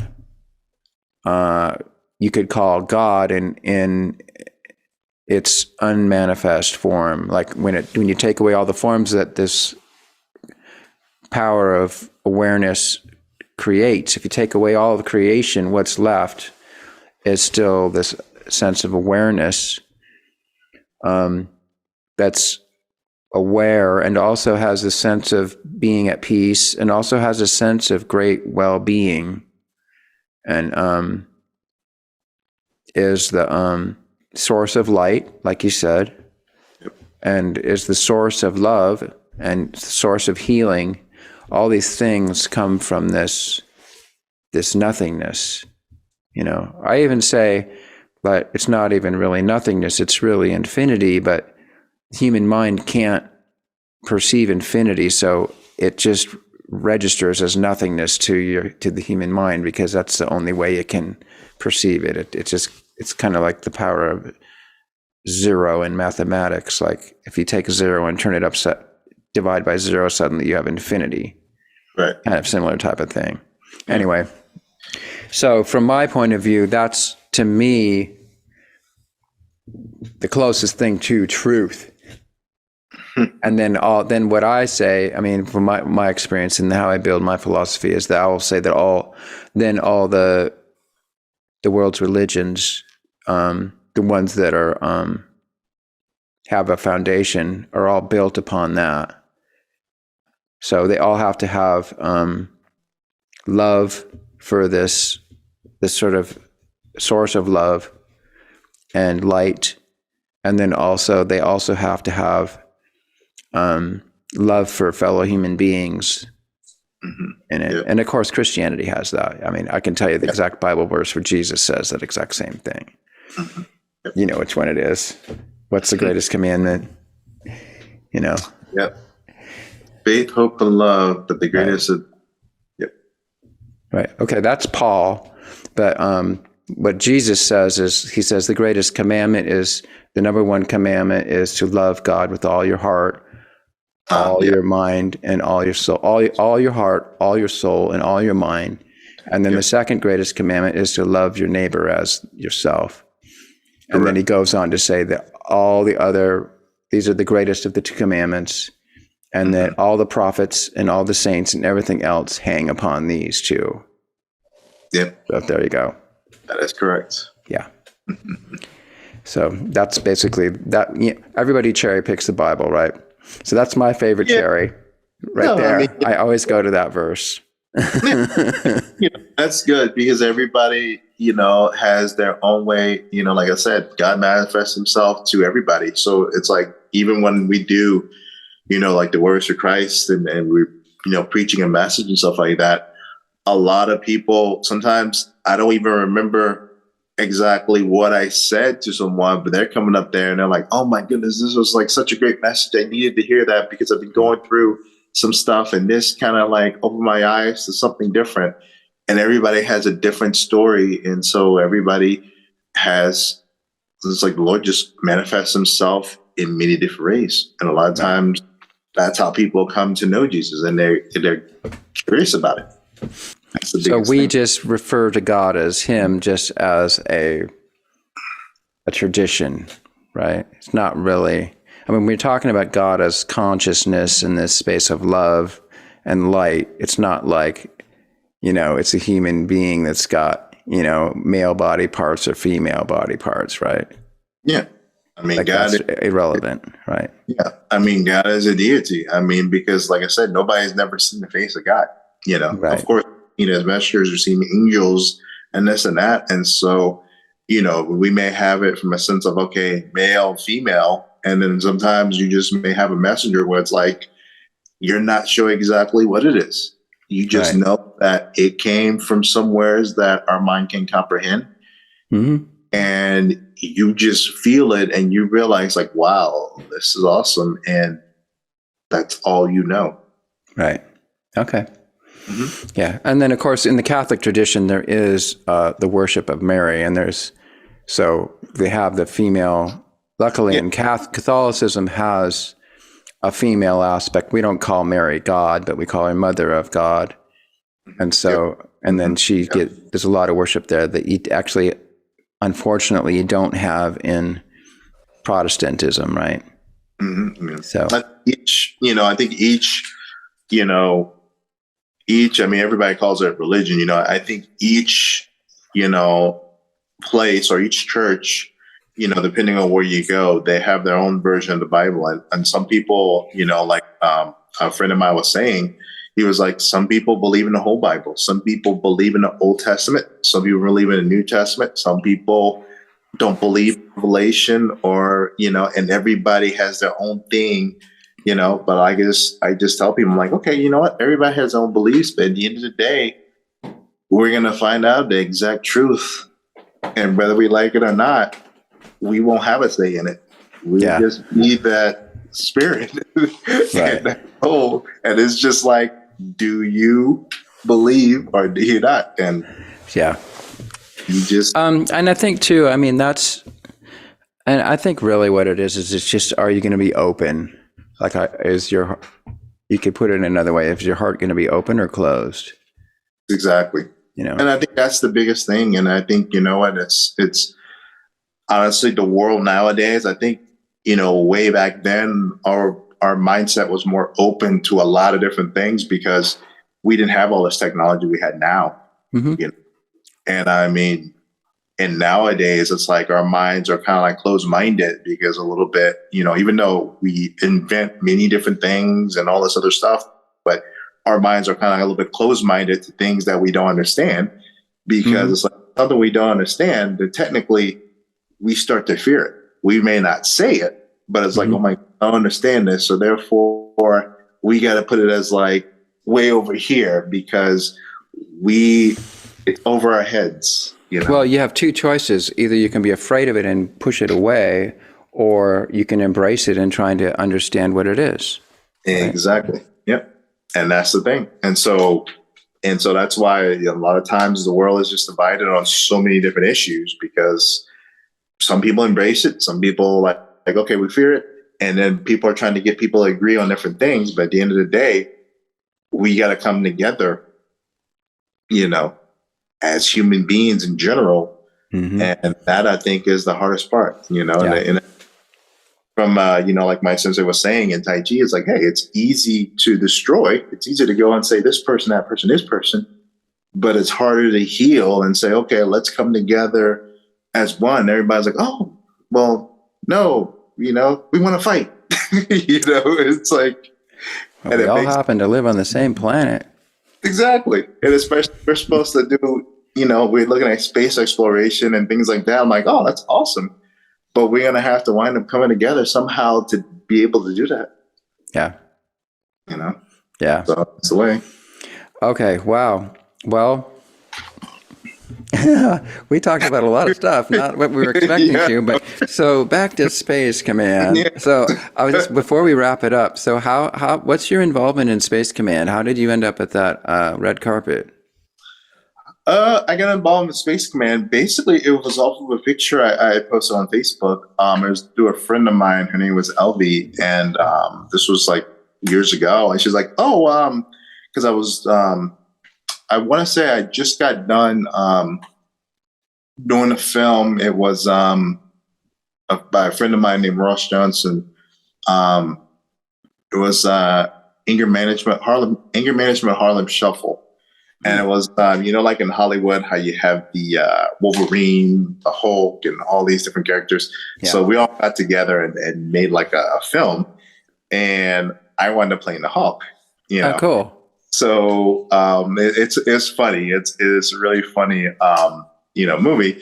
And then we wind up doing another one, which was Zombie Apocalypse. And so I wind up doing that. And that was a little bit more serious role where it's like you have like this apocalyptic plague comes over LA and we're like the only survivors left. And so that was short we did. So I remember doing that. And then I remember my friend LV was like, "Oh, can I send you a picture?" I was like, "You want me to give a professional picture?" She's like, no. I'm gonna take that picture right off of Facebook. Okay. So she sent the Facebook picture to Mark, and I just joined the table. Maybe it was like Mark Zickery, right? Mm-hmm, yep. Yeah. Maybe a few months ago. And then a guy by the name of Paradox had called me, and he's like, "Hey, I'm with the Space Command Studios, and with Mark, and we'd like you to come down, and we want you to be in his film and stuff." I was like, "Oh, awesome!" And I'm thinking, "All right, cool." I'm thinking maybe I'm probably going to do like an extra or something, and when I got there, we're talking a little bit. He was like, martial arts a little bit. I was like, "Yeah, I'm doing Krav Maga and everything," and he's like, "Oh, okay, good." So he put me through a few different moves and stuff like that, and lo and behold, we wind up doing a scene and stuff like that. And next thing I know, they're like, "You know what? We could use this in the main scene, with the main characters." And so it just happened that way. It was just one of those things that it happened that way. And I kind of knew how to maneuver around the cameras because I had shot a film. It was oh my goodness. I play a Zombie Warrior versus Aztec. This was, oh my goodness, I can't think of the name of the show. I have to think of it. But I remember doing something similar to that. And wow. So. And you've been a stuntman in some shows too, right? Yeah. Mm-hmm. Okay. Yeah. That's what I kind of started off as. Right. Because at first I didn't really know martial arts too much. I'd studied, a little bit of Taekwondo, Okay. so like punches and kicks. But my main thing was just, training and keeping in shape and all. Uh-huh. And so then when I started with Krav Maga, that's when I started learning, the different techniques. And then, I started learning to kind of how to move around and stuff. And when I did Deadliest Warrior, that was what it was. So that was the show. Don't be embarrassed. I know so many actors lose track of all the stuff they've done. Because like you go do the scene and then it's years later before it comes out. And a lot of times they're like, "Oh, I'd like to watch the movie and see how it goes." Even though I'm in it, I still have no idea. Because you just got those little out of order shots you did, you never saw the final product, Yeah. It happened, and I mean, I remember doing that, and it just kind of led to that, and I wind up doing the movie Little Fockers. Right. I like the male model in that, and it just kind of led to some other projects as well. And my thing was like, hey, what? I started off doing extra work, but then I started taking it as like, all right, what? I'm just going to look at it as like a regular job, but just have fun doing it. And then it just led to other things because I took it, I guess, seriously than just like, okay, I'm just going to sit back and just like, kind of like, well, all right, I'm done. I'm going to go home. I was like, you know what? I want to be in front of the camera. I want to be that person that's going to talk or do action and stuff. And that's the way I've always taken it. And it was just led to that. People are like, "Oh, well, here, let me have you in this film. Let me have you in that." And well, you have a lot. I mean, you just told us your life story, right? And you have a really strong presence. So, I mean, I could see you actually landing some kind of lead role. I mean, because you have a really powerful just essence about you, right? That comes through when you get into your space in your zone, let's say, then it really comes through. So that's cool. I mean, did you happen to go? I know Space Command just shot a couple scenes like the past weekend. Mark was sending out invitations for people to go down and check it out. Were you able to go down and see that, what they were up to? No, unfortunately, I wasn't able to go to. I wanted to, but I actually have two films that I was actually shooting. Busy One of guy. yeah, All right. That's the way what you want to be. yeah, it was one of them was Matchstick Flame that I completed. We completed last year. Okay. And so we had just did a red carpet event. I think it was in January. So then I play Akeem in that, and it's a martial arts film. So then Right. now Matchstick Flame 2, Lucia Bay. Great. And so that one's coming out next January. But we actually had to shoot this week for that. So I was doing that on Thursday. And Great. then mentioned there's a film named Drone that's produced by Andronica and also Mark. And so it's myself, I play one of the lead actors along with Andronica.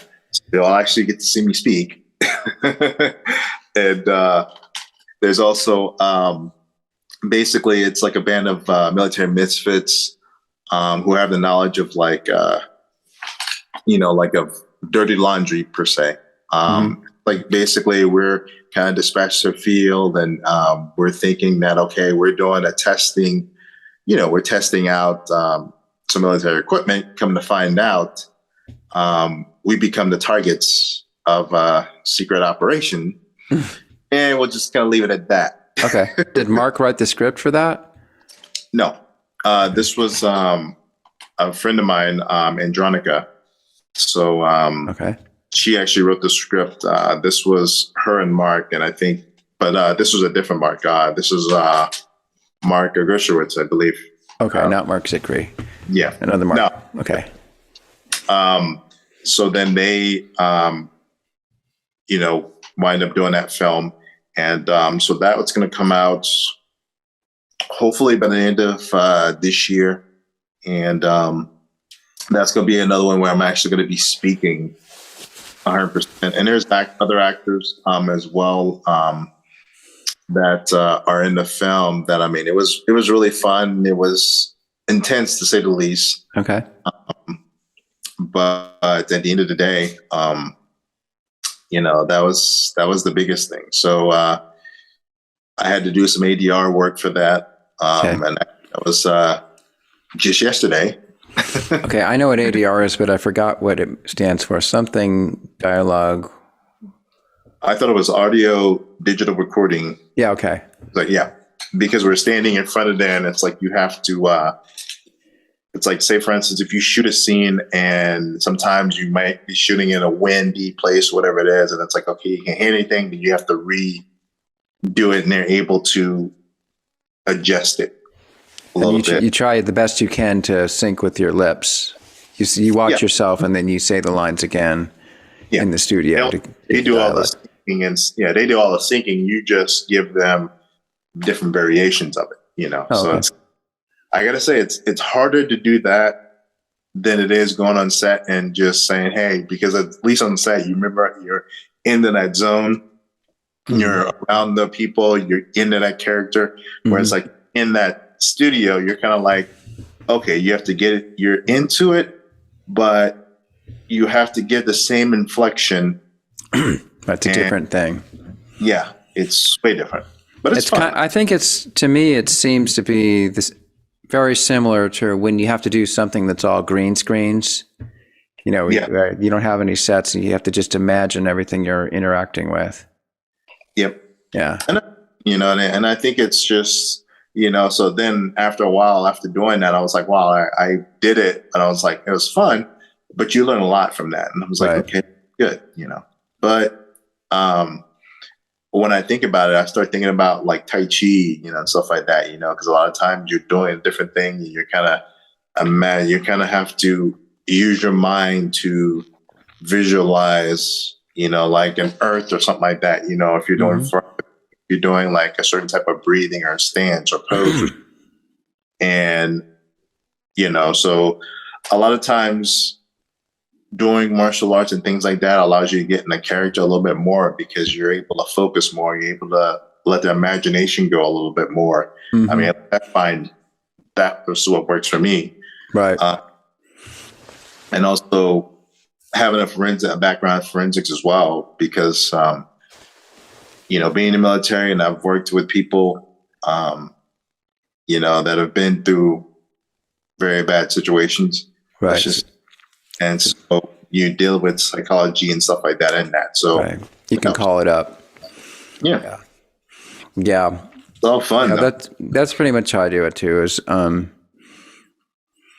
I just imagine myself to be there, and then as best I can conjure up, everything's in my imagination, and then I conjure up the emotions, and then your body just automatically reacts to it. And then when you go back and watch what you just did, it usually comes out really good.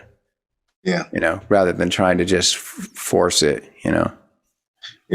Yeah. I think sometimes the hardest part is when they change up stuff. Like I know in Matchstick Flame, I was able to improvise a lot, and it helped a lot, because when you're doing martial arts, your mind thing is like, okay, cool. You're fighting, you're moving, you come up with this choreography. And for the first one, we just did like an actual fight scene. And I remember I had shoulder surgery. So I'm like, okay, if I'm in an actual fight, okay, so just come at me. And then we just did what we did in that first movie. Oh, you didn't even choreograph it? You just did it? Yeah. I mean, we choreographed it a couple times, but we just said, I'm like, okay, just come at me. And then we just found what really worked with us, and to make sure that, we didn't physically hurt each other, but at the same time, because that shoulder surgery, I had to be very careful of how I fell. So I had to roll a different way, roll the other way. And when you do that, it forces you to think outside the box. And I like that. I like that. And then you get into that character, you start improvising, like, oh, okay, I got your number, You things, and it just flows. You're like, you know what? Keep that. Let's do that. So, like here. So now you're gonna tell me, right? You're gonna tell me where that treasure is, okay? Or whatever. It's like, what treasure? You know what? Yeah, like, where's the dilithium crystal, Mr. Charlot? Enough of this pansy philosophizing. Let's get down to brass tacks and just show me where it is. You can tell me right now, okay? Brass tacks, a lot of brass to get you to talk. So. Yeah, whatever. Wow. Okay, we better wrap it up. We've been going a long time. Yeah. Wow, it's so great. I'm glad that we got to talk about. We got pretty deep into the spiritual aspect of it, but I could tell that's what you're all about. I could just tell, even when you were talking back at the red carpet. Yeah, I mean, and that's it's a part of me, Yeah, it totally is. Things happen that way, and I know some people, even with a couple of people I met, the thing I can kind of tell a little bit that I can say, okay, I can share this with, but some people I know I can't really. I can say, okay, well, I can kind of say certain things, and it's kind of like and it's not like you're trying to, but it's like, okay, you just get drawn to them. Yeah. But at the end of the day, you know what? Like I said, it was fun on set. I enjoyed it. It was one of the, really fun set that I had. And also, I remember doing, I forgot about that. I did the red carpet for The Prey. And that was actually a few weeks ago. And that was The Legend of Carnactus, and produced by the Henson brothers. So they're like friends of mine. So I did stunt double for Kevin Grievous, and Danny Trejo's in it, and and so yeah, I mean, it was fun. It was fun doing that as well. But I think when you're actually going into the film and you're actually doing that work and being on set and stuff like that, like I did with there, it's a totally different experience. And yeah, I'm looking forward to doing more. I mean, honestly, the mindset is just like, what, maybe doing Tai Chi, Krav Maga, doing what it may be. I figure you do whatever you're passionate about, and that's what you do. Yeah. Well, I really dig Mark Zickery. The guy is like so motivated, and his brain is just flying all the time. But I also really get the sense that he's a really good-hearted person. Like he's got a message, a positive message that there's a humanity to him that he really wants to put out there through all his stories. So that's like his passion, and I think it's always been that way. So, and that's exciting. It's really inspiring to be part of that in some way. Yeah, and it was good seeing the whole movie. It was a message I didn't even know that was going to happen. I was just like, okay, I remember the scene we were doing, but then when I saw the whole movie, I was like, wow, I actually see the full message of this. I was like, wow, I didn't see that coming. You know? It was awesome to see that, So I think, I mean, I love messaging movies with messages that have like a message to it. And I think nowadays the world needs that more than ever, like a positive message behind it, So I think I'm hoping to see more films, Yeah, well, I mean, that's why. Mark said he was total. Star Trek was the thing that just was his show when he was a kid, because it had that positive message, and that's still why so many people are into Star Trek. And also, I don't know if you ever watched The Orville, but The Orville is also a great show, and The Orville. Yeah, they just did season 3, and it's totally rocked. It was super good. And it's Seth MacFarlane, the creator of The Orville, is a total Trekkie too. So basically, it's like his version of Star Trek. Yeah, pretty much. It's obvious when you first watch it. It's like, oh, this is just like the next generation, And but they changed the name. So like the one thing they don't have is they don't have transporters. So they have to use shuttlecraft in the Orville instead of transporters. But everything else they got, like deflector shields and their version of dilithium crystals, and they call warp drive quantum drive in the Orville, and but it's all the same stuff, just a slightly different name. But then great stories, wonderful character development, and positive messages, and he does the same exact thing that Mark always loves to do, and that they did back in the Twilight Zone, is you tell a science fiction story, but you're really telling a story about some kind of current event, something that's really going on with humankind right now, but it's in the guise of aliens and spaceships and stuff. So it lets people step away from it enough so that they can deal with some pretty heavy subjects, without getting offended by it. That's what's so great about that genre. So, wow. It's definitely interesting, especially all the movies that have come out. There's a couple of different movies that have come out, have had messages and stuff, but I'm like, and I think seeing all that, I think it'd be awesome to do a part of that. And, like I said, it's like, when a movie has a message to it, it's like, man, it's fun to be a part of that, because it's like, okay, not just a movie. It's like you're making a message, you're making a statement to the world. It's like, hey, boom, here it is. And well, okay, I would say even it can be your version of evangelizing too. So like when you just talk straight up about your Christian beliefs and stuff, some people are open to it, but other people will not listen to it because they're just like, no, I'll have nothing to do with that. Their ears will turn off immediately. Yep. But your spirituality and everything like that can still come through in your work, so that something you could do in a movie would still touch somebody, right? And move them in a spiritual way, in a way that maybe for whatever reason, they wouldn't be receptive to just the direct approach, right?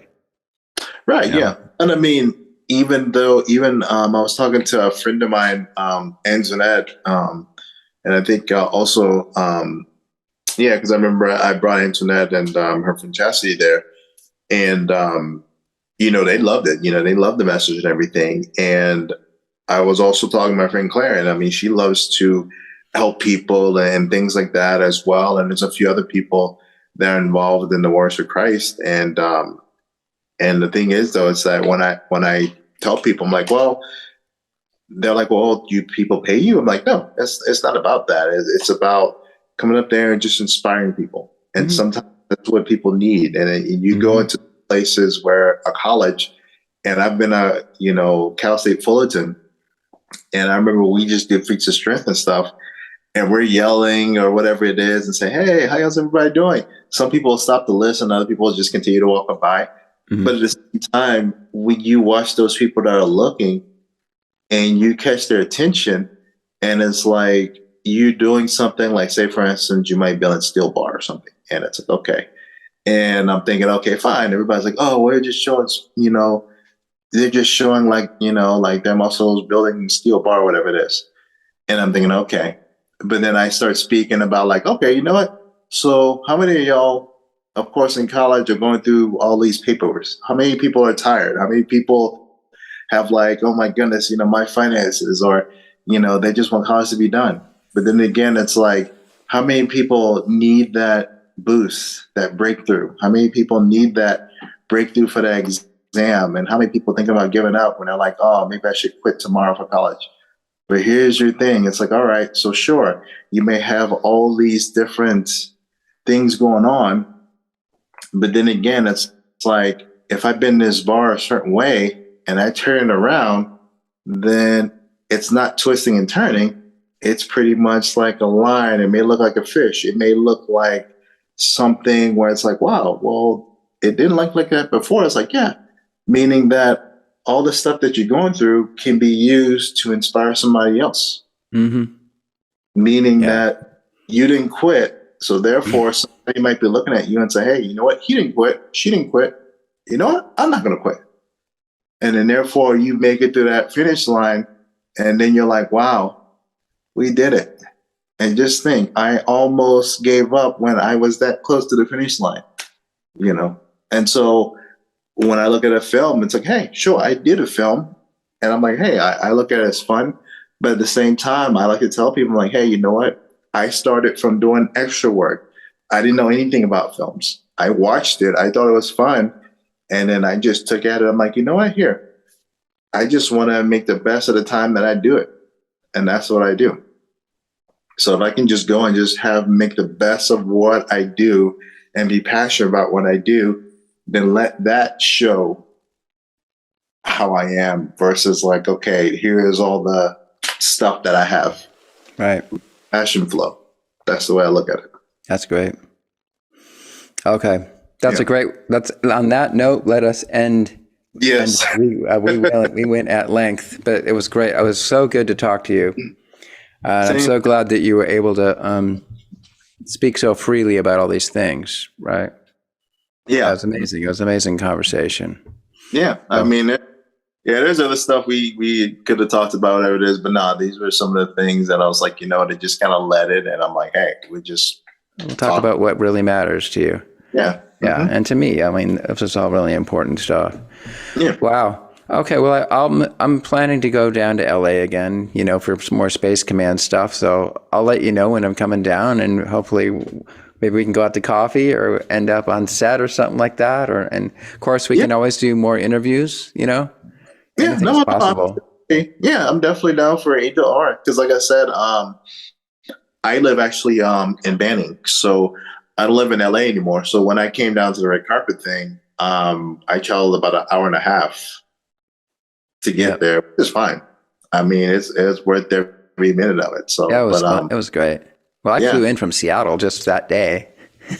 Oh, that was all. I flew in that morning, and I flew out. Then I slept at the airport, and then flew out the next morning. Wow, that's intense. Yeah, sleeping is figuratively speaking. I mean, like maybe. Okay, we got to end this. But then the craziest thing was that this guy. Yeah, but you've slept in airports, right? Probably. It's like totally surreal about 2 a.m. when you got strangers that are in chairs next to each other trying to sleep. And so the guy next to me, some alarm was going off, and he's like, "Can somebody turn that off?" And then the next thing I know, he's telling me about how his girlfriend just dumped him, and he wanted to marry her, and then he launches in at 2 a.m. about everything going wrong in his life. And I'm just thinking, oh no, please, I want to sleep. But then of course, I mean, I had to, I'm like, this guy obviously needs somebody to talk to. So I ended up talking to him for like 2 hours. all about everything going on with him and everything. So, But no, it's like, there's stories I could tell you. I slept in the airport for almost 2 days, and like the very last time when it was like snowstorming everywhere, and then finally I was like, you know what? Everybody started going off to different airlines, and I was actually in I don't know if it was the LAX or it might have been in Phoenix. But I was trying to get to Louisiana for Christmas. okay. And to make a long story short, it might have been the LAX. So then we sat there and like all these flights were canceled. And I was like, okay, you know what? I'm still going to stand by this airline. So then everybody started going to different places, spending all this money to get everywhere else. So then finally the people are like, well, there's a couple seats available because these people decided that they wanted their money back and they went to all these other airlines. So this is your seat. I was like, oh, perfect. I was just like, It worked out. yeah, but no, it's not fun, but when you get to your destination, then it's worth it. So Plus, I mean, I met that guy. yeah, And our little lives intersected for those 2 hours, probably the only time we'll ever see each other. yeah. But it was a meaningful event. So, I believe sometimes, we're meant to, meet up with people for some unknown reason. Sometimes it's for inspiration. Sometimes we might be the only ones. How do I put it? I always say this. Sometimes it takes one word to change a person's life. mhm. Sometimes one word might be hi, might be like a couple conversations, because you never know what a person's going through in that moment. And you might be the only person that will listen to them, and just for listening for that split second, change their life, or, however it may be, Yeah. so Wow. yeah. Okay.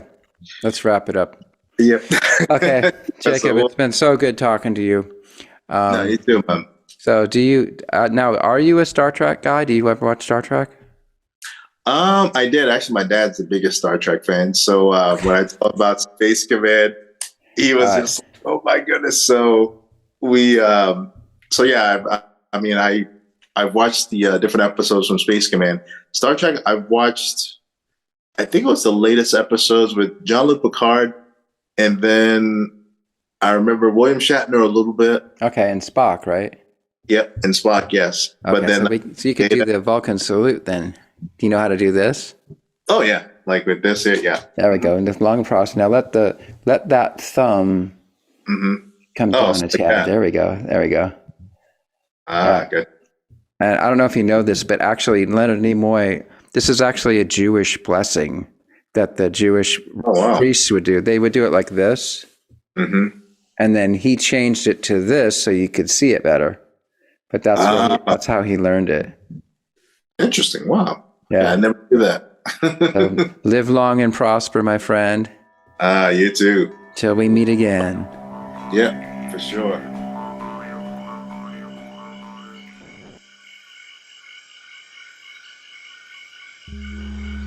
Pranakasha production. Fantastic creations emerging spontaneously from the space of life. For the benefit of all beings everywhere. We gotta change